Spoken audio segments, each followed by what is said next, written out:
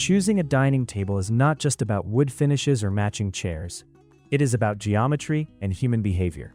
The shape you pick dictates how traffic flows through your home and how conversations unfold during dinner. Get it wrong, and your room feels cramped, or your guests feel disconnected. Get it right, and the space just works. Here's what matters when deciding between a round and a rectangular dining table. Let me explain the physics and psychology behind both choices so you can make the right call for your space. The geometry of the room. Let us start with the most unforgiving factor, which is the actual architecture of your room. Rectangular tables are the default for a reason. Most dining rooms are built as rectangles. When you place a rectangular table inside a rectangular room, you create visual harmony. The lines of the furniture mirror the lines of the walls. It feels anchored and intentional. You maintain even walkways on all four sides, which keeps the room looking balanced. This only works if you have the length to support it.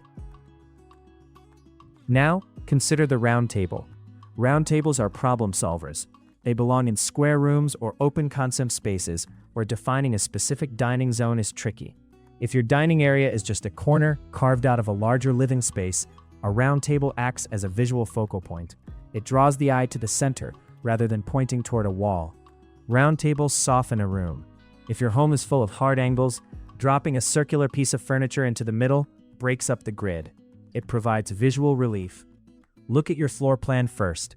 If your room is perfectly square, a rectangular table will make the walls feel like they are closing in on you. The psychology of conversation. Beyond architecture, you have to think about how people actually interact. The shape of your table completely changes the social dynamic of a meal. Round tables are inherently democratic. There is no head of the table. There is no hierarchy. Every single person sitting down is angled toward a shared center point. This creates a natural environment for a unified conversation. If you have 6 people at a round table, everyone is engaged in the same topic. You can make eye contact with everyone without craning your neck. It feels intimate, inclusive, and warm.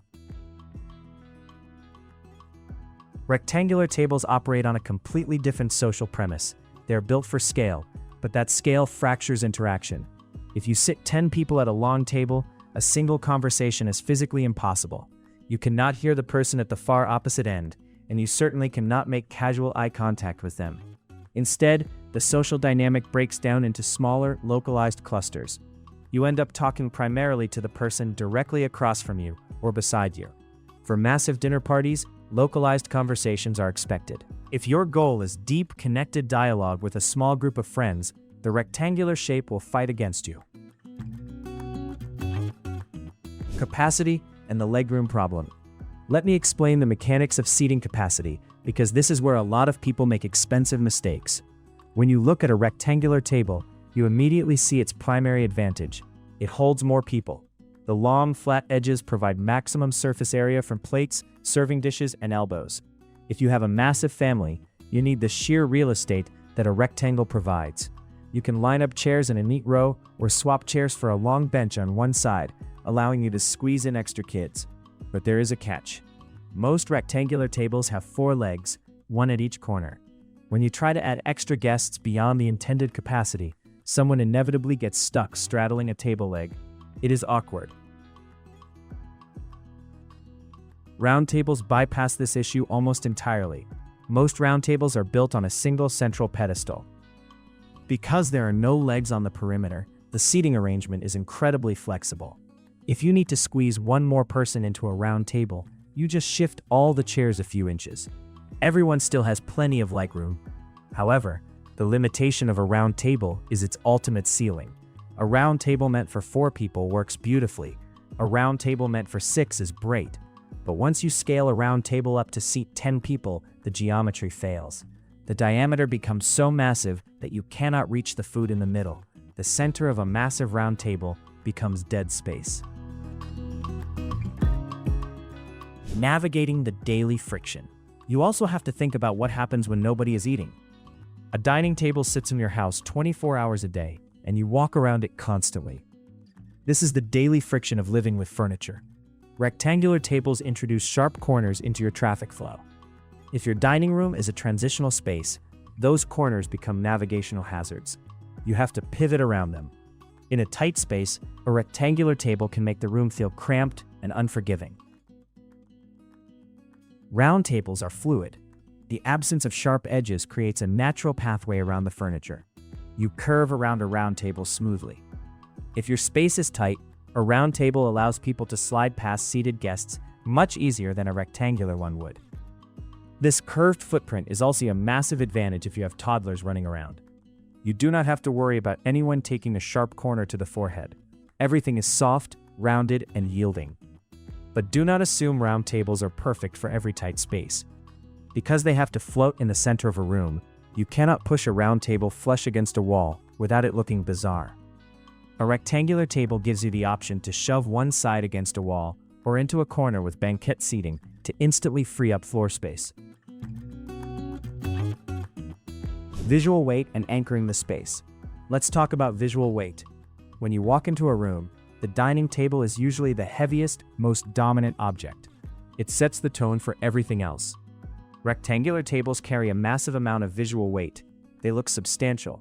They look like a traditional, formal place to gather. If you want a dining room that feels grand, serious, and ready for a feast, a solid wood rectangular table achieves that instantly. It anchors the space with authority. It also leaves plenty of linear room down the center for elaborate centerpieces or floral arrangements without crowding the dinner plates.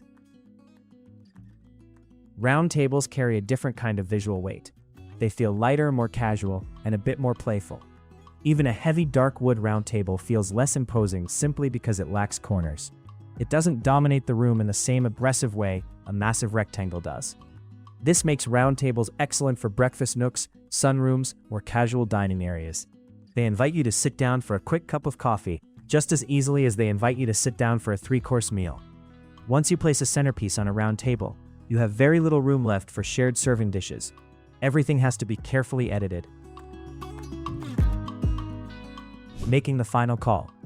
Bottom line, your decision comes down to matching your lifestyle with the physical constraints of your home. Never ignore room dimensions or how you actually entertain. If your room is long and narrow, you buy the rectangular table. If you host massive dinner parties with more than 8 guests regularly, you buy the rectangular table. It will give you the surface area you need, mirror the shape of the room, and provide that traditional, grounded aesthetic that makes a dining space feel complete. Just be prepared for the conversations to splinter and ensure you have enough clearance to walk around those sharp corners. If your room is square, you buy the round table. If your dining space is just an open zone in a larger room, you buy the round table. If your primary goal is to foster deep, connected conversations over dinner with a smaller group of close friends, the round table is unmatched. It offers better traffic flow, unmatched legroom thanks to the pedestal base, and a sense of equality around the meal. You just have to accept that it will never scale up to host a massive holiday crowd without feeling entirely impractical. Stop trying to fight the architecture of your house. Measure the walls. Be honest about how many people actually show up for dinner, and choose the shape that removes friction from your daily life. The right table makes the room work effortlessly.